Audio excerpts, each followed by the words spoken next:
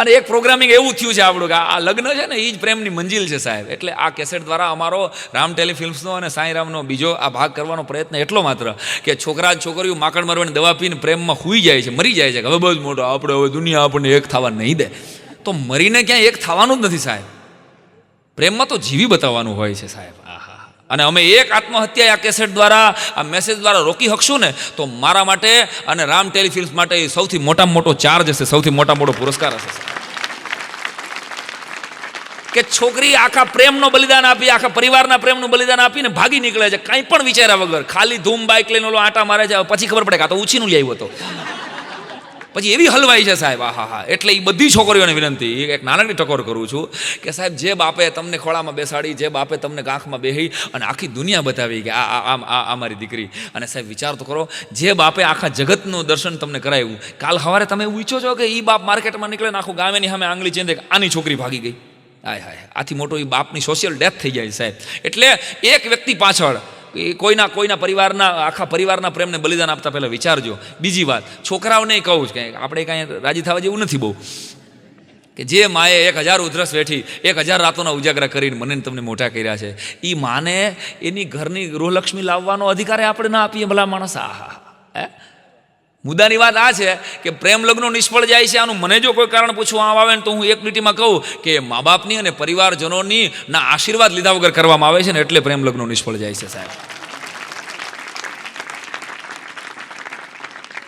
તો દવા પી જવું, માકડ મારવાની, એ પ્રેમ નથી વાલા. પ્રેમમાં તો જીવી બતાવવાનું હોય છે.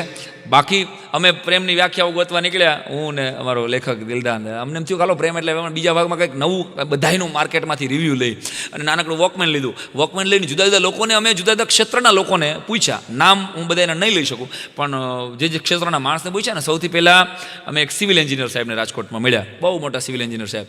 અને કહ્યું સાહેબ તમારા મતે પ્રેમ શું છે? દરેકે પોતાની ધંધાના સંસ્કારો પોતાની ભાષામાં આવી જાય. એમ સિવિલ એન્જિનિયર સાહેબે કીધું કે પાન ખાતા સાહેબ કે પ્રેમ છે ને એક સ્ટ્રક્ચર છે, સ્ટ્રક્ચર. એટલે આને સ્ટ્રક્ચર દેખાણું પ્રેમમાં. પ્રેમ છે ને ખાલી એક સ્ટ્રક્ચર છે કે આમ જો બીજું કાંઈ નથી. છોકરી છે ને, છોકરી એ પાણી અને છોકરો સિમેન્ટ. થૂક્યો બાજુમાં. છોકરી છે એ પાણી છે ને છોકરો છે એ સિમેન્ટ છે. આ તમને ટૂંકમાં કહું ને તો સિમેન્ટમાંથી એમને પાણી પડે ને તો ડડબું થઈ જાય. એ નહીં સમજાય, તમે જવા દો. મને નહોતી સમજાણું યાર. દિલદાને કીધું નીકળો ભાઈ, આ સિવિલ એન્જિનિયરની ભાષા આપણને નહીં સમજે. ડૉક્ટર કાકડિયા સાહેબ મારા મિત્ર, એને મેં ફોન કર્યો. મેં કીધું બનાવ્યું સાહેબ તમે કાંઈક મને કહો, પ્રેમ વિશે કાંઈક વ્યાખ્યા આપો. કાકડિયા સાહેબે મને કીધેલી વાત. મને કે પ્રેમ, એ ડૉક્ટર એની ભાષામાં વાત કરે ને, આણે કીધું મને પ્રેમમાં આંખો પોળી થઈ જાય છે, બીપી જરાક લો થાય છે. ડૉક્ટરે એની ભાષામાં ઉપાડ્યું. બોલો, આંખો જરાક પોળી થાય છે, બીપી જરાક લો થાય છે અને પ્રેમમાં ધબકારા વધી જાય છે. અને સાહેબ મોટી વાત, કાકડિયા સાહેબના શબ્દો એક કડી જોરદાર. મને કે મોટી વાત એ છે કે પ્રેમમાં દર્દીને હુમલા નથી આવતા, એના મા બાપને હુમલા આવે છે.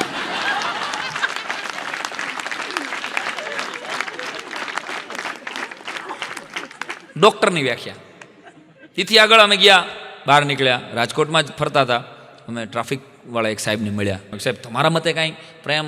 એટલે એ પ્રેમ એટલે મોટા એક એવો કેસ છે જેમાં આરોપી છટકી નથી આવતો. ઇતિહાસના એક શિક્ષકને મળ્યા, અઘરા શિક્ષક. મેં સાહેબ તમારા મતે પ્રેમ શું છે? તમારા માટે તમે કોને પ્રેમ કહો છો? ઇતિહાસનો શિક્ષક એ ગંભીર થઈ ગયો થોડો.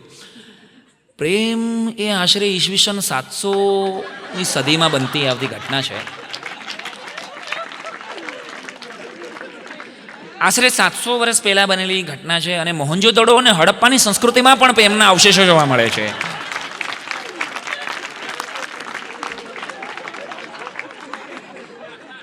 અતુલભાઈ આને અવશેષો કાઢ્યા, બોલો.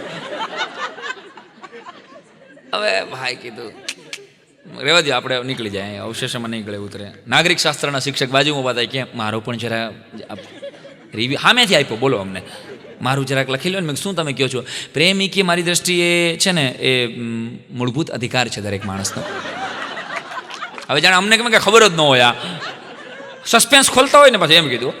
પ્રેમ છે ને એ કે મૂળભૂત અધિકાર છે. પ્રેમ કરવો એ દરેક માણસનો અધિકાર છે, પણ સ્વીકારવો એ બધાની ફરજ નથી. અને દરેક માણસે પોતાની જાનમાલની સલામતી રાખી અને પ્રેમ કરવું. ગણિતના પ્રોફેસર, અઘરા પ્રોફેસર અમને મળ્યા. સાહેબ તમારા મતે પ્રેમ એ શું છે, તમે શું કહો છો? એટલે એને જે જવાબ આપ્યો મને 2 દી તો તાવ આવ્યો યાર.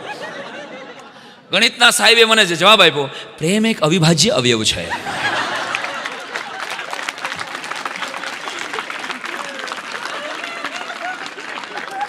જેનો લસા અને ગુસા બને એક જ આવે છે.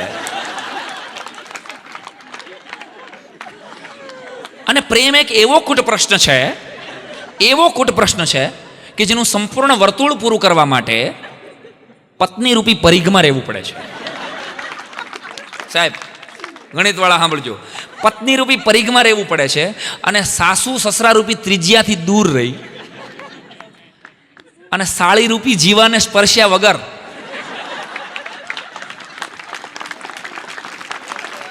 તમારી સમજદારીને ધન્યવાદ છે દોસ્ત. સાળી રૂપી જીવાને સ્પર્શ્યા વગર 90 અંશના ખોડે દૂર રહ્યો ને તો જ પ્રેમનો આ દાખલો સાચો સાબિત થાય છે. નહીતર સાંભળો તો ખરા, નહીતર 10 માર્કનો દાખલો 1 માર્કની ખાલી જગ્યામાં ફેરવાઈ જાય છે.